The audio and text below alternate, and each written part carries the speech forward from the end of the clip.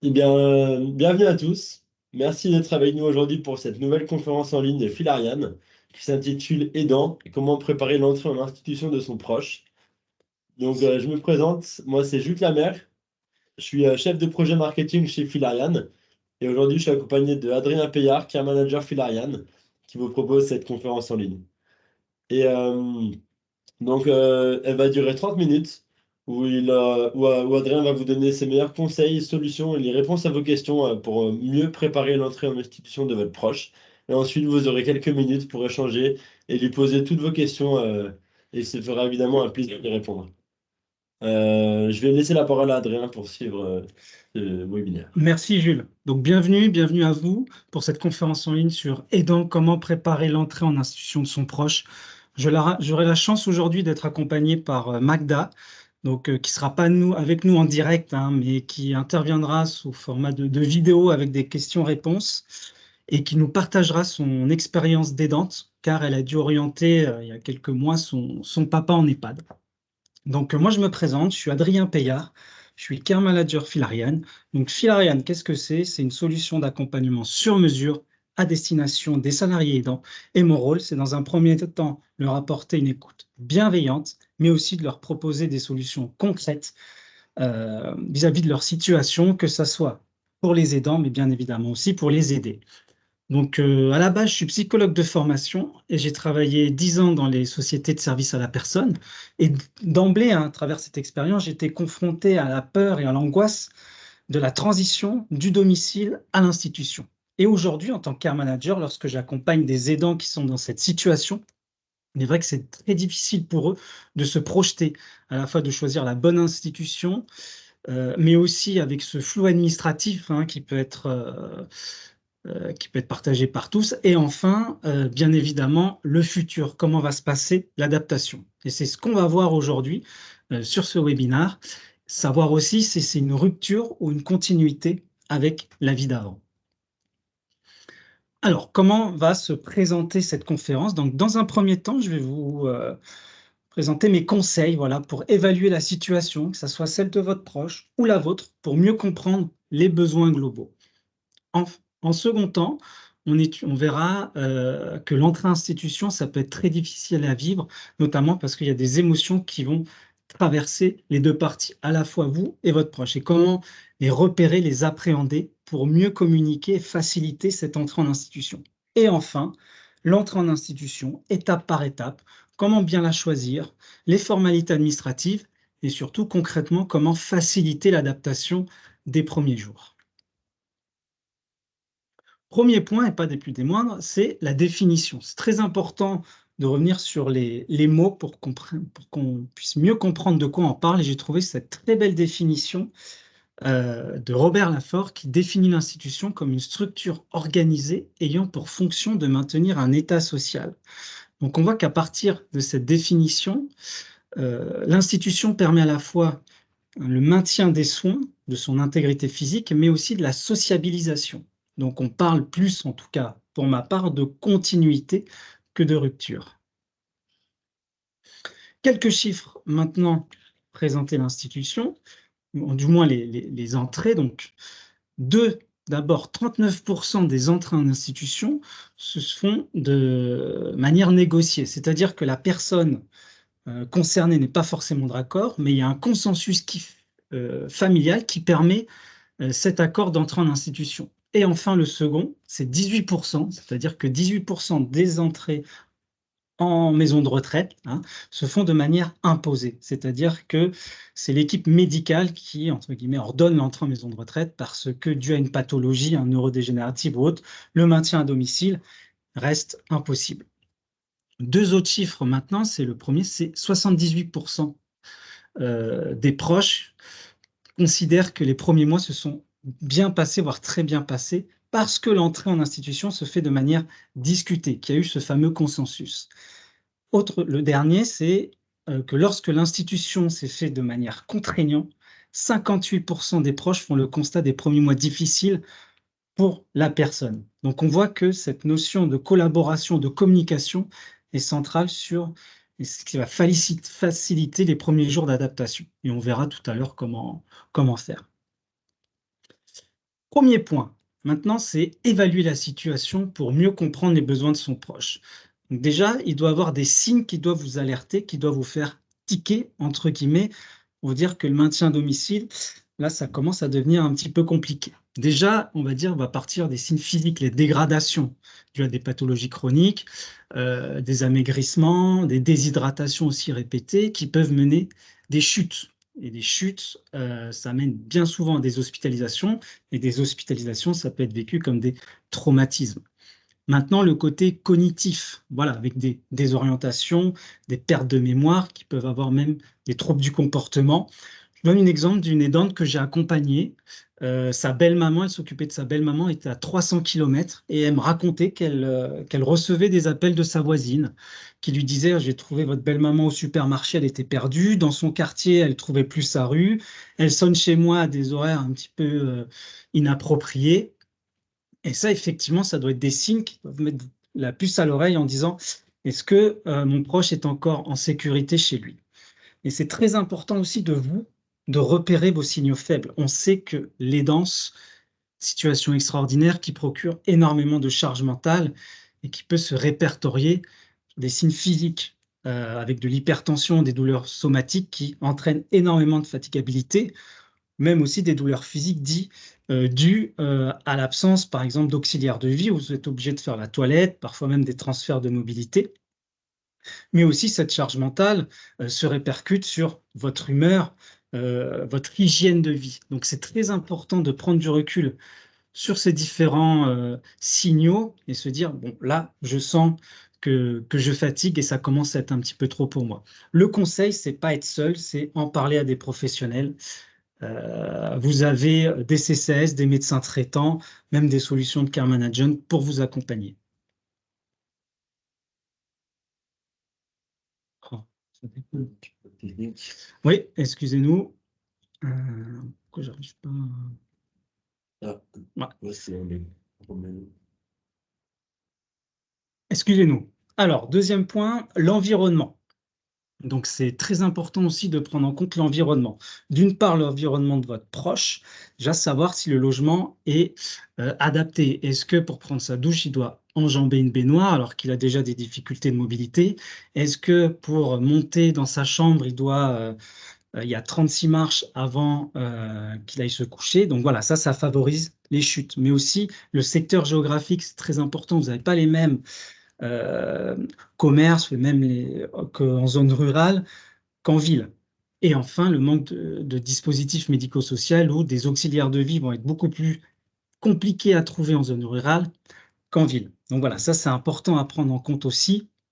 Et enfin, pour vous aussi, votre environnement à vous, éloignement géographique, la charge mentale est beaucoup moindre quand vous êtes à 5 minutes à pied de votre proche plutôt qu'à 5 heures de voiture. Est-ce que vous êtes seul à gérer? Est-ce que vous avez de la famille sur qui compter? Vous pouvez séparer les tâches, entre guillemets, mais aussi vous-même en tant que vie de famille. Est-ce que vous avez des enfants en bas âge ou alors des jeunes adultes qui ont commencé la vie active? Pas du tout le même quotidien et de votre travail. Est-ce que votre poste permet des aménagements horaires, du télétravail ou pas du tout? Vous devez être sur place de 8 heures à 19 heures. Donc tout cela, ça doit faire questionnement pour savoir si vous vous sentez capable, voilà, de maintenir le domicile ou d'envisager une transition vers une institution. Maintenant, Magda, avez-vous eu des signes qui vous ont alerté? Donc on s'est aperçu en fait que leur mémoire était défaillante, qu'ils avaient une fatigue générale, la notion du temps était un peu alternée et au quotidien c'était la difficulté à réaliser l'ensemble de leurs activités. Par ailleurs, ils ont souffert d'isolement lié à l'absence d'Internet, donc le besoin s'est fait sentir d'un accompagnement qui devenait grandissant. Donc, on voit que pour Magda, ses parents, il y a eu une dégradation physique générale, mais aussi l'environnement dû à la difficulté d'accéder à Internet. Donc voilà, il y a les deux parties qui ont été Donc on s'est présentes aperçu pour Magda. Alors, très important, une fois que vous avez évalué ces signaux environnementaux, mais aussi de santé générale, c'est très important, les professionnels qui vont pouvoir vraiment proposer un diagnostic, mais pas que, aussi un accompagnement sur mesure en fonction de votre situation. L'évaluation du GIR qui va vous donner un indice sur le degré d'autonomie. Alors, le GIR, c'est le groupe iso-ressources, ça va de 6 à 1. GIR 6, c'est quelqu'un qui a toutes ses facultés physiques et cognitives. GIR 1, c'est une personne qui va être alitée sans prise de décision possible. Donc, vous pouvez demander au CCAS ou au département via l'APA. Vous avez l'évaluation cognitive aussi, très important. Je redonne l'exemple que cette dame qui a accompagné cette belle-maman, sa belle-maman qui a décidé de rapatrier cette belle-maman pendant 1 semaine, 10 jours. Et elle me racontait, quand elle quittait son domicile, le matin, elle trouvait sa belle-maman en robe de chambre. Normal, c'était le matin. Mais quand elle revenait le soir, sa belle-maman était toujours en robe de chambre, avec le plateau repas qui n'était pas touché. Donc là, elle était inquiète. Et je lui ai conseillé de faire un bilan mémoire pour savoir ce qu'il en était. Et effectivement, à travers ce bilan, on s'est aperçu qu'il y avait une pathologie neurodégénérative. Elle a pu être accompagnée, trouver le bon dispositif, et ça l'a rassurée de manière significative. Enfin, vous pouvez faire appel aussi à un ergothérapeute. Là, pour l'environnement, est-ce que le logement est adapté? Ce dernier pourra effectuer des ajustements pour favoriser la sécurité du logement, soit sur le long terme ou en attendant une transition vers un EHPAD. Donc, encore une fois, faites-vous accompagner, c'est très important. Vous, Magda, avez-vous pu vous faire accompagner par des professionnels pour votre prise de décision? L'aide que l'on a trouvée, ça a été au niveau de l'assistante sociale de l'hôpital, qui en fait a bien compris le problème, à savoir que nous, les enfants, nous étions tous éloignés de la résidence de nos parents, donc difficile en fait d'intervenir en urgence. Une période émotionnelle difficile parce que les événements se sont précipités, il a fallu faire l'hospitalisation et après en fait Voilà, excusez-moi, je la remets. Oh, ça déconne de ouf. Attendez, excusez-moi. Voilà. L'aide que l'on a trouvée, ça a été au niveau de l'assistante sociale de l'hôpital, qui en fait a bien compris le problème, à savoir que nous, les enfants, nous étions tous éloignés de la résidence de nos parents, donc difficile en fait d'intervenir en urgence. Une période émotionnelle difficile parce que les événements se sont précipités, il a fallu faire l'hospitalisation et après en fait un placement en fait en EHPAD. Donc la solution, eh bien, elle nous a été accordée avec l'assistante sociale et très peu avec la métropole de Lyon, où c'est très administratif. Voilà, excusez-moi encore pour le petit bug. Donc voilà, Magda parle d'une charge émotionnelle difficile et qu'elle a pu trouver du soutien avec l'assistante sociale. Donc effectivement, trouver du soutien, ça va être très important parce que, encore une fois, je le dis, il va y avoir des émotions fortes qui vont vous dépasser par rapport à cette transition. Déjà, pour votre proche, il va être traversé par des angoisses d'abandon, bien évidemment devant l'échéance de la mort, parce que l'EHPAD ou l'entrée en institution en quittant le domicile, ça peut être la dernière étape de la vie qu'a vécue. Il va avoir aussi un renforcement de la dépendance affective, mais tout ça, c'est lié au deuil de son ancienne vie, parce que imaginez votre proche qui a vécu plusieurs dizaines d'années dans son domicile, il a vu grandir ses enfants, ses petits-enfants, les souvenirs de sa vie sont dans ce lieu, et l'arracher à ce lieu pour aller dans un endroit inconnu, c'est très très compliqué à vivre. Et donc, ces angoisses, cette dépendance va lui permettre de faire ce travail de deuil. Donc, c'est une période difficile, mais normale, pour aller vers l'adhésion et l'acceptation. Mais aussi vous allez traverser des moments compliqués en tant qu'aidant, parce que le vieillissement de nos parents nous renvoie à notre propre avenir, à notre propre dégradation, à la mort, et c'est humain. Mais aussi, vous allez avoir un sentiment de culpabilité de ne pas pouvoir faire mieux pour vos aidants. Et moi, je me souviens quand j'étais à domicile, euh, des, euh, les épouses des parents étaient bouleversées parce qu'ils avaient fait la promesse qu'ils n'enverraient jamais leurs proches en institution. Mais parfois, il n'y a pas le choix d'un point de vue de la santé de tout le monde. Donc, c'est des choix qu'il faut faire et le choix de la sécurité et de la sérénité sera toujours le meilleur. Et enfin, là, on rentre dans une dynamique familiale un petit peu plus complexe où certaines personnes espèrent entendre des mots doux, des mots gentils de leurs parents, de leur époux, de leur épouse qu'ils n'ont jamais entendu et qu'ils aimeraient entendre avant ce passage en dernière étape de la vie, ce qui peut provoquer de la frustration, de la colère, mais un conseil, faites le premier pas. ne restez pas avec ça parce que ça peut avoir des conséquences plus graves. Vous, Magda, comment avez-vous pu surmonter vos doutes? Bien oui, bien sûr, parce que là, c'est une vie qui est bousculée. On choisit délibérément de retirer un parent de son domicile parce qu'il est impossible de mettre toutes les aides en place, d'assurer un bon suivi. Il fallait aussi gérer le deuxième parent qui était affecté.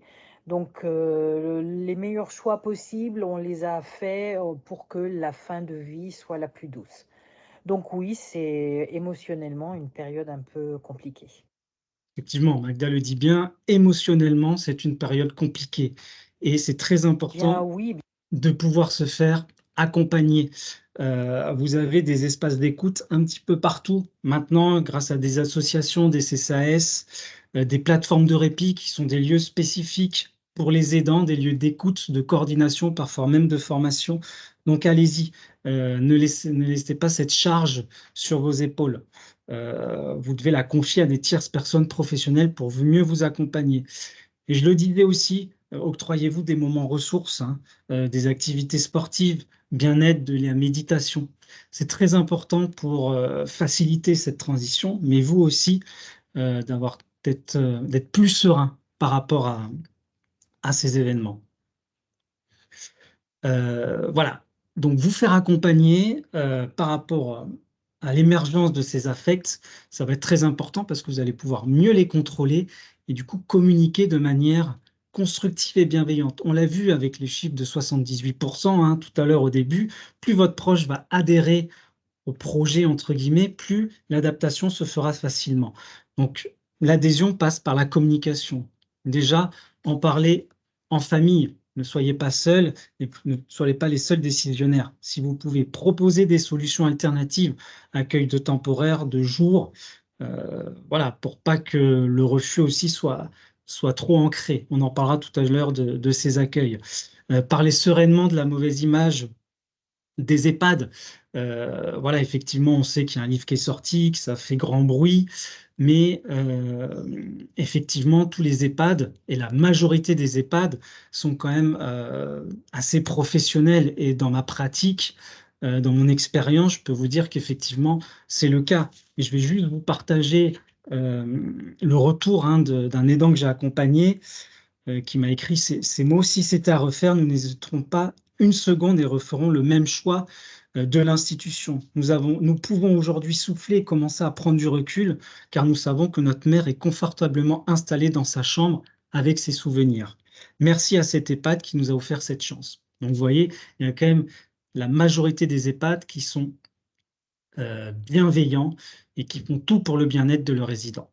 Important aussi, réaliser un calendrier des plans d'action pour pouvoir vous projeter. Dans une semaine, on va visiter l'EHPAD. Dans 2 semaines, on va voir le médecin traitant. Ça va vous permettre de vous projeter et faciliter cette adaptation. Ensuite, maintenant, les étapes de l'entrée en institution. Quels sont les différents types d'établissements? Alors, j'ai décidé de vous en présenter 3. Ce sont les 3 les plus connus, entre guillemets, hein, où vous avez à pouvoir le plus d'être orienté. Donc, dans un premier temps, l'EHPAD, établissement déterminant pour personnes âgées dépendantes. Il y a 3 types, associatifs, privés et publics. Donc, les prix varient, hein, ça peut aller de 6 000 € pour un EHPAD privé en région parisienne à 1 500 dans un EHPAD dans la Creuse, parce qu'effectivement, la zone rurale va jouer en fonction des prix. Le niveau de dépendance est de GIR 1 à 4. Et les services, vous avez bien évidemment un établissement médicalisé, avec un médecin, on verra en détail hein, tout à l'heure, des services d'animation, de bien-être. Les USLD, donc c'est des unités de soins de longue durée, donc là, on se rapproche des EHPAD, sauf que c'est rattaché à un centre hospitalier, et ça va être des personnes qui nécessitent de soins complexes, très techniques. Donc, il va y avoir une surveillance médicale beaucoup plus accrue. Et enfin, vous avez les résidences autonomie. Donc là, on est sur des services non médicalisés, mais on va dire des services sociabilisants. Vous avez une vie quand même au sein de la résidence avec des activités, des services de restauration, etc. Je trouve que c'est un bon compromis quand vous avez un couple et qu'une des deux personnes vient de décéder, que la personne se retrouve seule à son domicile. Au lieu de rester seule, voilà, une résidence autonomie, ça permet de faciliter, de resociabiliser. Donc, ça peut être une bonne alternative. Les loyers, c'est de 800 à 2000 euros en fonction, bien évidemment, du lieu. Et il y a des services de vente additionnels aussi. Donc, voilà, ça, faut faire attention par rapport à ça. Mais vous avez aussi des différentes solutions d'accueil temporaire, notamment où le refus de votre proche est assez significatif. Donc, vous pouvez lui proposer de faire un essai d'une semaine, 2 semaines dans un EHPAD, hein. C'est possible même en tant qu'aidant pour prendre du répit, c'est très important. Et aussi, vous avez des accueils de jour. Donc là, c'est pour des personnes qui présentent des troubles neurodégénératifs type Alzheimer, où vous avez la possibilité d'y aller 1 à 3 fois par semaine. En journée, vous revenez le soir et pour faire des activités thérapeutiques, voilà, avec une équipe médicalisée. Voilà pour les différents types d'établissements, les plus communs du moins. Magda, comment avez-vous fait pour choisir, vous, le bon établissement? Il y avait 2 choix qui s'imposaient à nous. C'était déjà de ne pas trop s'éloigner du domicile des parents, de manière en fait à préserver une vie avec des visites.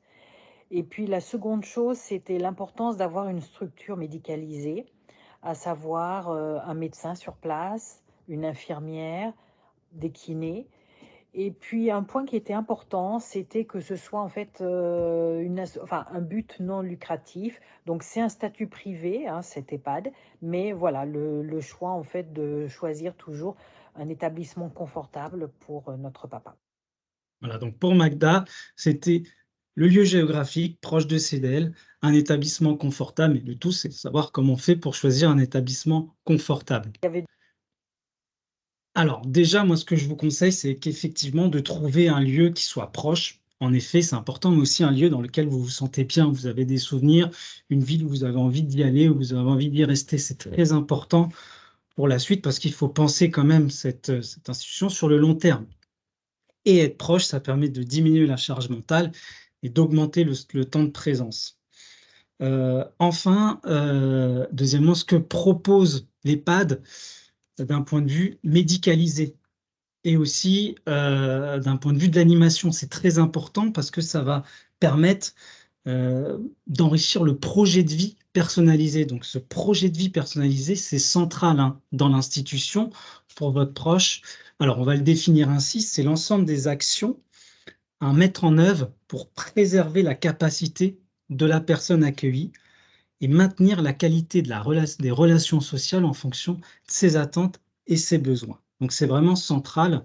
Par exemple, si votre proche a des troubles cognitifs, choisissez un établissement avec un unité Alzheimer. Aussi, si votre proche est quelqu'un de sociable, qu'il a envie de faire des activités, il faut qu'il y ait une animatrice. Combien de fois elle est là par semaine? Le médecin coordinateur aussi, c'est le médecin au sein de la résidence. Demandez les temps de présence, c'est très important. Et enfin, est-ce qu'il y a une équipe paramédicale, psychologue, psychométricien, pour favoriser cette prise en charge globale dans le but du projet de vie personnalisé? Enfin, la visite des lieux, c'est très important aussi de pouvoir aller visiter les EHPAD qui vous intéressent, de mesurer, entre guillemets, l'ambiance générale. Un autre conseil que je peux vous donner, c'est d'y aller si 2 EHPAD vous ont tapé dans le nez, excusez-moi l'expression, mais d'y aller à différents moments de la journée, le matin, l'après-midi, pour savoir si les soignants sont en nombre suffisant, pour savoir si l'établissement est toujours propre. Donc voilà, ça c'est important. Dernier point aussi, c'est que si vous ne pouvez pas venir à l'EHPAD, dans certains établissements, l'EHPAD peut venir à vous. C'est-à-dire que ça s'appelle des visites de préadmission. Donc, pour rencontrer le proche chez lui, pour prendre le temps de faire connaissance, mais aussi de prendre ses habitudes, son rythme de vie, pour ça sera beaucoup plus simple, l'adaptation, quand il rentrera dans l'établissement. Donc ça aussi, ça peut vous donner un gage de qualité sur cet EHPAD. Vous retrouverez, hein, on va vous enverrer les fiches pratiques plus tard hein, sur comment réussir son institution. On le partagera, Jules, sur le fil de conversation. Les étapes, une fois que vous avez choisi votre EHPAD, vous avez différentes manières, entre guillemets, de vous inscrire. C'est déjà, il faut remplir un dossier unique d'admission en EHPAD. Jules aussi le mettra plus tard dans la conversation. Je vous conseille cette solution, donc c'est très simple. Vous pouvez vous inscrire via Trajectoire, c'est une plateforme publique qui traite les demandes hein, d'admission. Donc c'est très simple, vous créez votre dossier, vous remplissez, il y a 2 volets, un administratif, un médical. L'avantage bien évidemment, c'est que votre médecin traitant peut le remplir lui-même via cette plateforme. Donc vous n'êtes pas obligé de vous déplacer, ce qui fait un gain de temps quand même assez considérable. Vous déposez vos candidatures aux EHPAD qui vous ont plu et ensuite vous n'avez plus qu'à consulter les réponses sur cette plateforme. Vous pouvez le faire aussi en physique, hein, mais voilà, ça prend un petit peu plus de temps. Pour les délais d'attente pour des EHPAD publics associatifs, bon, il faut attendre entre 4 et 6 mois quand même, c'est assez long. En revanche, pour les EHPAD privés, le délai d'attente est moindre, hein, ça va de 1 semaine à 1 mois, en fonction bien évidemment de la zone. Les aides financières, donc vous en avez 4 principales. L'APA, l'allocation personnalisée de l'autonomie, donc il faut avoir moins de 60 ans, être en GIR 1 à 4, et l'APA est directement versée à l'établissement. À noter aussi que dès l'entrée hein, en institution, du moins en EHPAD, le GIR est réévalué.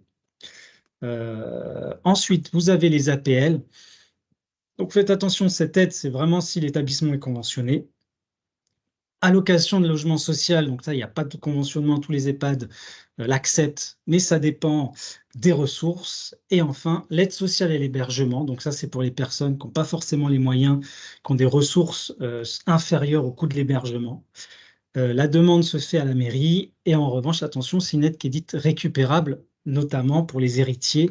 Voilà, vous deviez, au décès hein, de la personne, vous allez devoir rembourser les sommes qui vous ont été octroyées. Vous avez des avantages fiscaux aussi, aux entrées en institution, notamment en EHPAD, exonération de la taxe foncière, réduction d'impôts, et vous pouvez aussi déduire la somme, si vous êtes des enfants qui réglaient les factures de vos parents, déduire la somme que vous versez au titre de pension alimentaire. Voilà ces informations. Maintenant, la facturation, donc ça c'est important pour les EHPAD qui proposent 3 prestations à leurs résidents, l'hébergement, l'accompagnement, les soins. Donc l'hébergement, c'est tout ce qui va être la restauration, service de chambre, entretien, blanchisserie, etc. Donc ça, c'est à la prise en charge du résident. Vous avez l'accompagnement qui va se matérialiser en prix dépendance. Donc là, ça va être tout l'accompagnement par les aides-soignantes, notamment pour les toilettes, l'aide à la prise des repas, les transferts, etc. Donc ça, c'est pris en charge par l'APA. Et dernier tarif, c'est les soins, donc avec le médecin, les infirmiers, les traitements. Donc ça, c'est pris en charge par l'assurance maladie. À noter, ça, on voit que plus vous avez un niveau de dépendance élevé, par exemple GIR 1, J2, plus la facture risque d'être importante. Voilà, ça, il faut le savoir. Enfin, les premiers jours, comment se passent les premiers jours en institution? Donc, généralement, vous arrivez en matinée ou en début d'après-midi, on vous installe dans la chambre, l'équipe médicale se présente et vous pouvez rester déjeuner dans certains établissements. Ce que je vous conseille, c'est faciliter l'adaptation avec des objets, des bibelots qui tiennent à cœur à votre proche et les transposer dans sa nouvelle chambre pour qu'il y ait cette facilité d'adaptation et d'imprégnation. Vous pouvez rester une journée pour faciliter encore une fois cette adaptation. Je vous conseille aussi en tant qu'aidant et d'accompagnant d'espacer les visites au début. Parce que si vous restez toute la semaine, toutes les journées, votre proche n'aura pas le temps de s'imprégner, de faire des activités et ça va jouer sur sa sociabilisation. Donc, espacer les visites du moins au début. Reconnaître les différents stades du processus d'adaptation, à savoir que l'intégration est progressive, il va y avoir un isolement, mais c'est aux soignants de faciliter cette adaptation. Ils doivent présenter aux autres résidents, partager les premiers repas, accompagner dans les différents espaces. Ça peut vous aussi vous donner un gage de qualité. Vous pouvez demander, par exemple, aux équipes soignantes de l'EHPAD, vous, comment vous faites pour faciliter l'adaptation? Et ils doivent vous répondre, normalement, ces 4 points. Et enfin, très important aussi pour le proche de rester en contact de manière durable et sereine, avec des appels réguliers. Aujourd'hui, les EHPAD sont quand même dotés de tablettes pour faire des visioconférences, hein. C'est très fréquent maintenant. Euh, donc, n'hésitez pas à contacter votre proche à distance pour faciliter ces premiers jours. Pour conclure, on sait que l'entrée en institution peut être vécue comme un bouleversement. C'est difficile, c'est pas évident, mais il faut que ça soit vu comme une continuité et non une rupture avec la vie d'avant. Je vous conseille de prendre du recul, de visiter, d'être curieux, de questionner, de vous faire accompagner par des professionnels.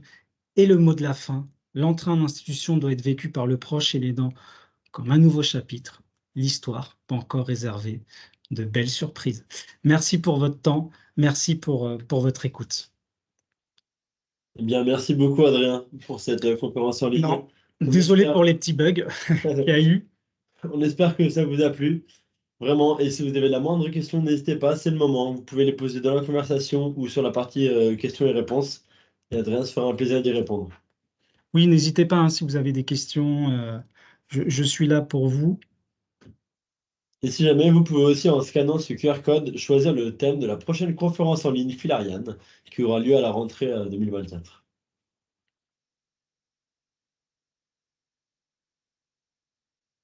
Pas de questions. Attendons encore un petit peu. Oui, oui, oui. N'hésitez pas, hein, vraiment, c'est important. Si vous avez besoin juste de conseils ou autre, profitez-en, je suis là. Voilà, Mais si tout a été clair, tant mieux. c'est ça. C'est pas de question, c'est que c'est un bon signe. Oui, oui, oui, oui. Et bien évidemment, on reste disponible pendant tout l'été. Donc vous pouvez vraiment contacter Filariane chaque, pour chaque requête. Voilà, vous avez les informations de contact, le mail, le numéro de téléphone. Euh, Merci Bah, pour merci votre à vous. message. Merci, c'est gentil. J'espère que ça vous semblait clair. Euh, S'il n'y a pas de questions. Merci à vous pour votre participation. On va attendre encore une petite minute. Oui, oui, oui. Merci à vous.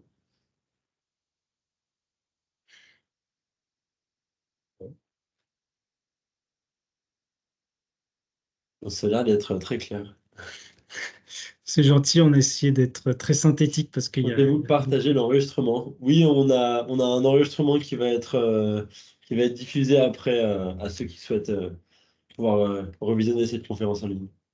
Et puis, Jules vous partagera aussi les fiches pratiques, Oui, hein. c'est ça. Ils Et, sont dans la conversation dans la partie questions et réponses. Si vous avez besoin de la fiche pratique pour l'entrée en EHPAD et le dossier CERFA à remplir. Ils sont dans la conversation.